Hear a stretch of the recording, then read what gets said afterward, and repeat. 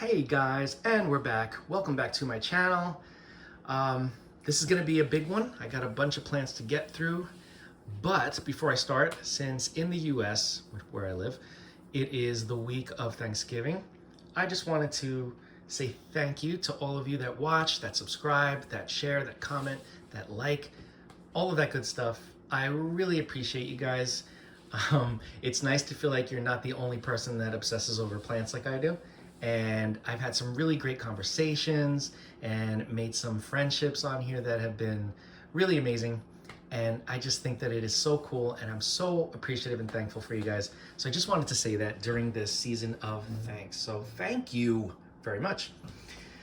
All right, now we move on to the plants. So this video is about my favorite trailing plants of 2023.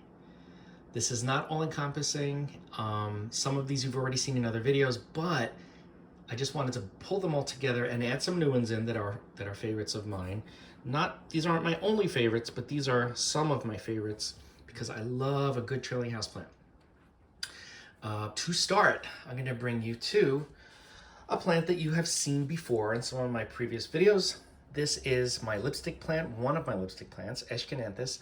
This is the tricolor Borneo, which has beautiful red/orange and black, and there's even yellow in there, colored flowers. Really, really pretty. And all lipstick plants, as long as you take care of them and give them what they need, they will bloom on and off all year long. So you don't have to worry about, oh, it's not the right season to get them to bloom, or I gotta wait. No, just give them what they need, and they will start budding for you, and they will bloom on and off all year. And that's what I've been dealing with, which is a gift. So anyway, just like all lipstick plants, this is very, very easy to take care of. When you give it direct sunlight, it'll sun stress just like Hoyas do. It can vary from this color that you're seeing here, like a peachy orange, to a deep, deep red. And I've had some videos on some of my my other lipstick plants that have been sun stressed, and they're really like a deep maroon. Just really, really pretty plants. This one isn't in bloom right now, but you've seen it before, and you'll see it if you go and check out one of the previous videos. So this is the tricolor Borneo lipstick plant. This is another lipstick plant that I have. It's fairly new to me. This is gracilis, so Eschenanthus gracilis, and it's a very pendant. It almost looks like it's dehydrated, the way that the stems and the branches hang. They're very pendant, but it's not. It's doing well. You can see the new growth up at the top, but it's really, really cool. And one thing I want to show you about the leaves, they are almost like curved. It's the only way I can explain it. I don't know if you could see.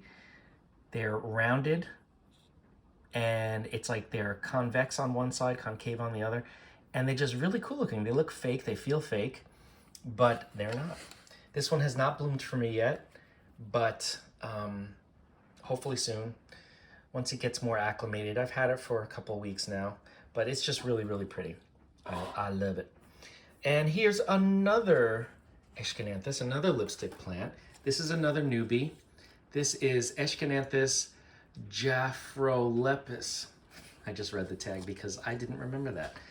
This one is gonna look so nice once it grows out a little. It's in a 3-inch pot right now, so yeah, I'm not hanging it yet. But when it gets a little bigger, I'll repot it, and I will put it by the window so it'll get some more light, get some flowers.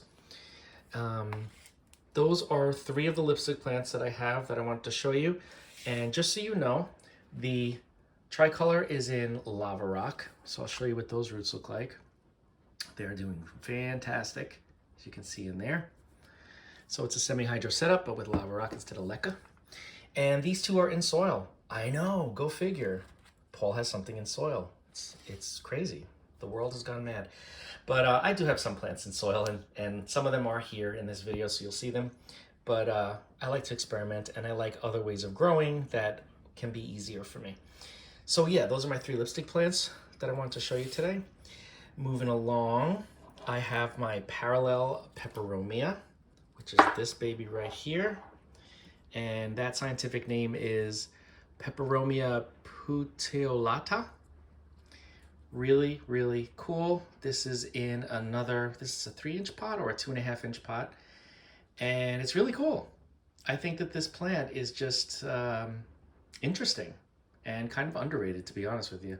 I think it's just very, very interesting. I like the way that the veins are lighter green and they're more visible on the surface of the leaves. I like the way the leaves are in 3s and 4s for the most part, sometimes in 2s, but I like the leaf whorl situation, which is unique and different.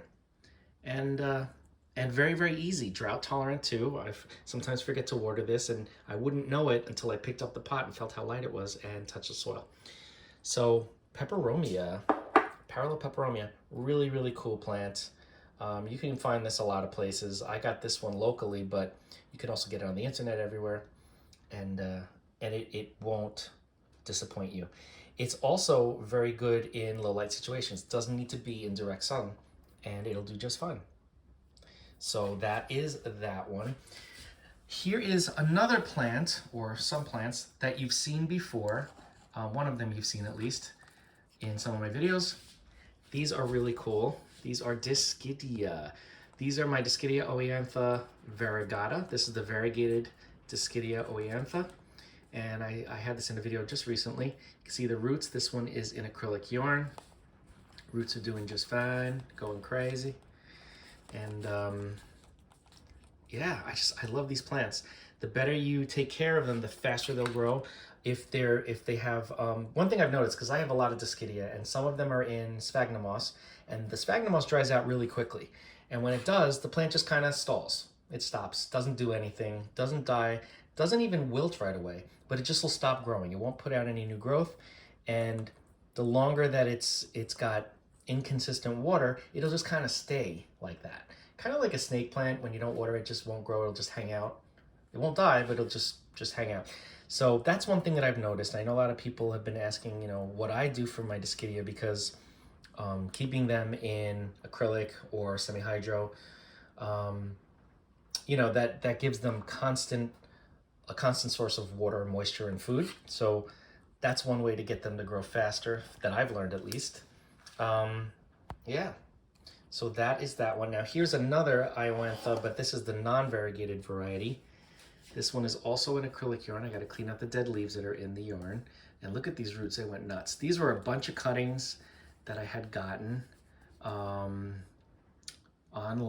a while back, and I stuck them right in yarn. They had no roots, they were just cuttings.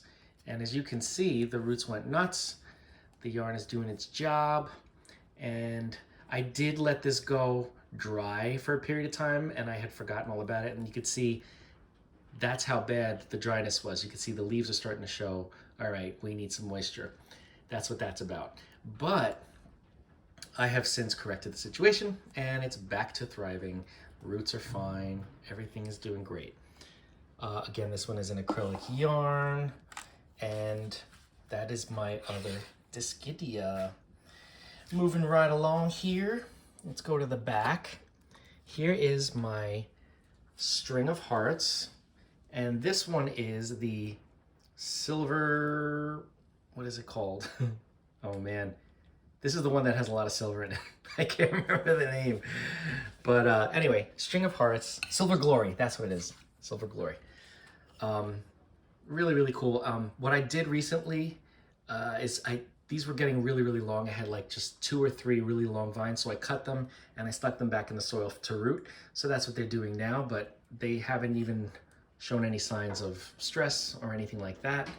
Look at how pretty these leaves are. It's hard to see in this light, but they're a very shiny silver in the sun. And actually, this was just blooming because it was getting a lot of sun, but I don't see any flowers left. That's too bad. The flowers are very unique. They look like little pipes. Like smoking pipes. Like when you smoke a pipe while, reading a book or something. Anyway, these guys are very, very easy. They grow really fast. If you take care of them, they will just start tangling up and getting in everything, and some people get annoyed at that. I don't mind it at all. I love plants that grow and that thrive and that take over, because then I could cut them back, make more cuttings, do all that kind of fun stuff. So String of Hearts, Ceropegia is the genus. I definitely recommend getting these if you like hanging plants. They will just take over and they're beautiful. Next up, I have Peperomia prostrata, I believe this is called, String of Turtles. Look at how cute these leaves are. They're like little turtle shells. Let me get in the light so you can see. Look at that. How cool are these guys? Now it's interesting because I used to think this plant was a slow grower, but that was before I realized how much water they need and they require. I wasn't watering it that much. I figured, I don't want to get root rot because it's still in soil. And you know me and soil, we're not best friends, but we're getting more friendly as time goes on. But I realized, wait a minute, they do need more water because it wasn't growing at all. And now, look at that. It's gone a little crazy. This was barely spilling over the top of the pot for a while. And now it's trailing everywhere. So this is obviously a Peperomia, and Peperomia are nice lower light houseplants, not complete darkness, but lower light. This is maybe 3 to 4 feet away from the south facing window, and it's doing great. I just can't get over how cool those leaves look. It's just so unique. So if you want something that'll grow fast, relatively quickly, if you take care of it, doesn't need a lot of light, and is really interesting and a good conversation piece, this is a good plant to get. Now, the flowers, some people think are a little gross.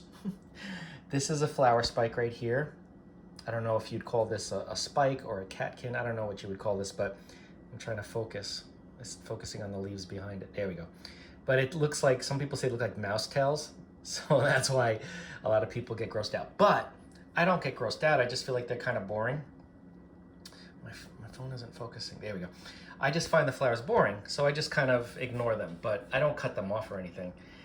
But it's just par for the course. They come with the plant, so you might as well find a way to enjoy them. But yeah, this is the String of Turtles. Really, really cool plant. Next up, we have a plant that you saw recently. One of them you've seen. This is the Pellonia. This is in the nettle family of plants, related also to Pilea. A little bit different because this is a trailer, and you can see this plant in particular has a few of them, few branches that are trailing. I had got this relatively recently, so I stuck it in some leca because it was severely dehydrated, and it's starting to root slowly but surely. I don't see any roots yet. But Pellonia, they're great in terrariums. They do like humidity. I don't have high humidity here, especially where I'm growing this plant. But I do know they do grow well in like terrariums and vivariums. They like the humidity. They'll trail across the floor of the enclosure. But if you have them out in the open, they'll just spill over the pot and kind of trail over the edge. And again, no humidity here, but they're doing just fine because I'm keeping them well hydrated. So I can't remember if this is Pellonia pulchra. I can't remember, or repens. It's one of those. But I have another Pellonia. This is the Emerald Pellonia, which is just plain old green, but it's kind of got like corrugated leaves a little bit, you can see. This one I've had for a while. This is also in leca. And I let this dry out for a period of time. Mistakenly, I wasn't paying attention, so some of the leaves got crispy, but it bounced back. And I want to see if we could see any roots. Can't really see any at the moment without spilling everything everywhere. But it's been in leca for quite some time now. I'd say a few months. And you can see, I like what they do. These plants, they trail and then they turn up. I think it's cool. It's almost like the Tradescantia, the way they do that. They trail down and then the ends go up. It's just kind of cool looking, like reaching for the light. I enjoy them. Again, Pellonia are in nettle family, related to the Pileas. And they make very great indoor plants because of their lack of need for direct sunlight. They probably will burn if you give them direct sunlight. All right, last but certainly not least is this beast of a plant that I had in a video. I guess it was a little while back. I can't remember. I want to spread this out so you can see how long it's gotten. This is my Cissus amazonica. This is the what do you call this? This is the Amazon grape ivy. And look at this. Look at how long this plant has grown. Look at this. Still going. Still going. There we go. And this, where is it? This branch here it goes very far. So you can see, yeah, it's grown all the way down there.